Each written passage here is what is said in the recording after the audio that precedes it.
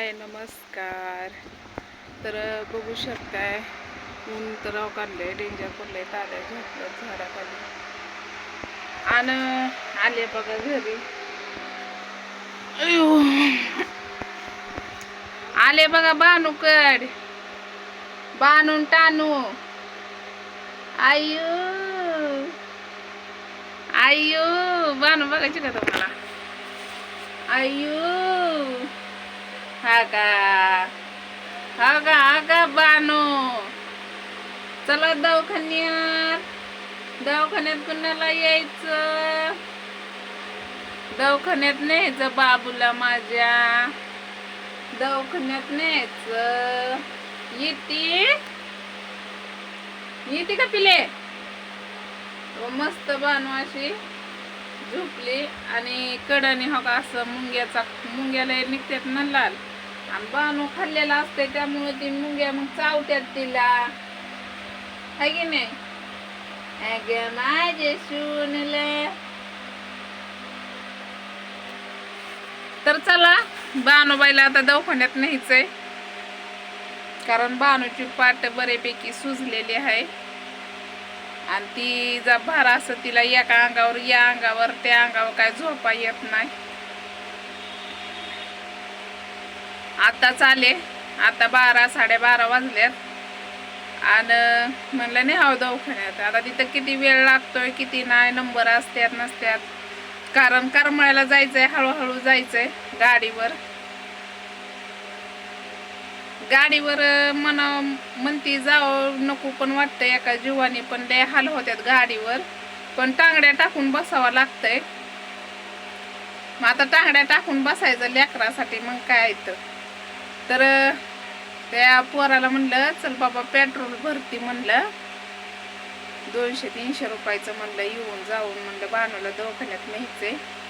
म्हणलं थांब जरा, थोडं ऊन झालंय, लगे आता जाऊस तर जेवायला सुटलेली डॉक्टर लोक, कारण 12-1 वाजत आली. मग त्याला म्हणलं थांब जरा, ती म्हणला थांब माझं काम आहे, मी आलो इथनं 1:30 वाजन म्हणला मला. तर म्हणलं आता ऊनच खाली होऊ दे की, म्हणलं 2-3-2:30 वाजता जाऊ, म्हणलं निवांत चांगला दवाखाना होतोय म्हणला, आणि दमाने जायचंय बाबा, म्हणलं ऊन लय बेकार पडतंय. असल्या उन्हाचं जाऊ पण वाटत नाही बानूला घेऊन, बानू लय घायाळ होती या, तिला लय त्रास होतोय उन्हाचा लय त्रास होतोय. आणि बानूला ऊन म्हणलं ना लय, जेवढी थंडी असेल तेवढं तिला बरं वाटत.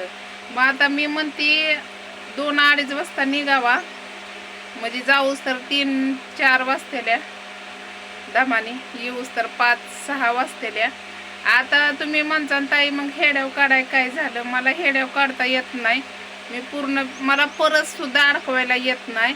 मोबाईल त्या पोरापाशी दिले, त्याला काही येत नाही. ते म्हणतात उगाच आपल्याला सोबत यायचं ना आपण त्यांना म्हणायचं हेड्याव काढकीर, बरं दिसत नाही. आणि ती एक माणूस माझ्या संग पेशल लागतंयच, कारण बानूला घेतलं तर औषधं म्हणा, इकडं पळाय म्हणा तिथं पळाय म्हणा, कारण बानूला मांडीवरच घ्यावं लागतंय. हालचाल बिलकुल येत नाही, कारण एक माणूस पेशल ही लागतंयच. आता त्या पोराला हेड्याव काढ म्हणू शकत नाही. आणि तुम्हीच अजून काय म्हणसान बाई, हेड्यावसाठी काय लेकराचं एवढा हाल करायला लागली या? हेड्याव महत्वाचा आहे का लेकरू महत्वाचं आहे असं तुम्ही पण म्हणसान का नाही? म्हणून म्हणलं, आणि तसं बी नकोच म्हणलं, आधी बानूला दवाखान्यातच न्यावा आणि सगळ्या गोष्टी करावा, है की नाही? आल्यावर मला हेड्याव काढाय जमतोय नाही जमतोय मला माहीत नाही, आणि दवाखान्यात पण बसल्यावर हेड्याव काढता येतोय मला माहीत नाही, कारण तुम्हाला माहिती आहे मला लय लाज वाटते माणसांची.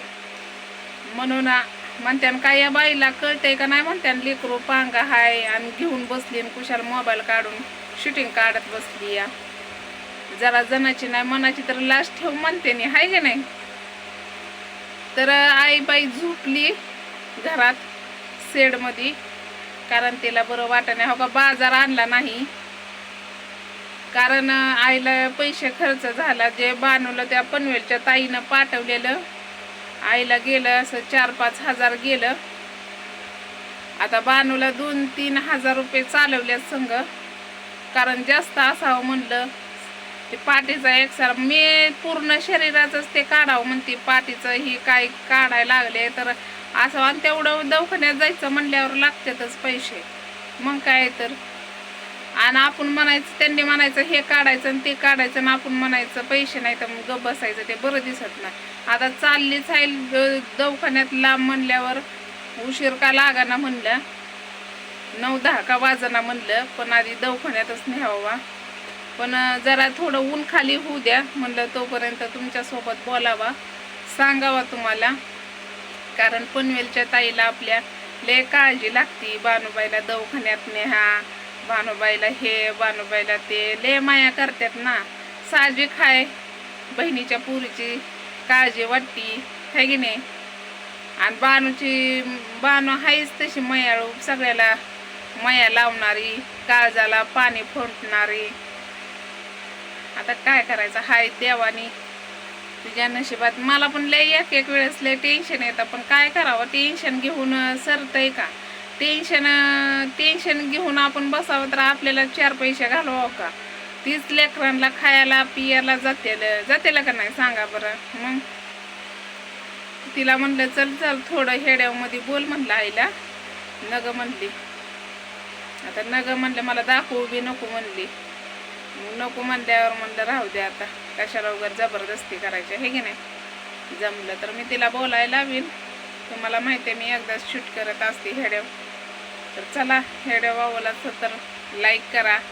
आणि बानूला दवाखान्यात न्यायला लागले. सगळ्यांनी देवापाशी प्रार्थना करा की मोठं काय असं नसावा. दवाखान्याचा एवढा खर्च मला नाही झेपणार. तसं तर बानूला दवाखान्यात न्यायचंच आहे, सीजन बंद झाल्यावर, पण आत्ता सध्याला नाही. तर चला, हेड्याव आवडला असलं तर नक्कीच लाईक करा, शेअर करा.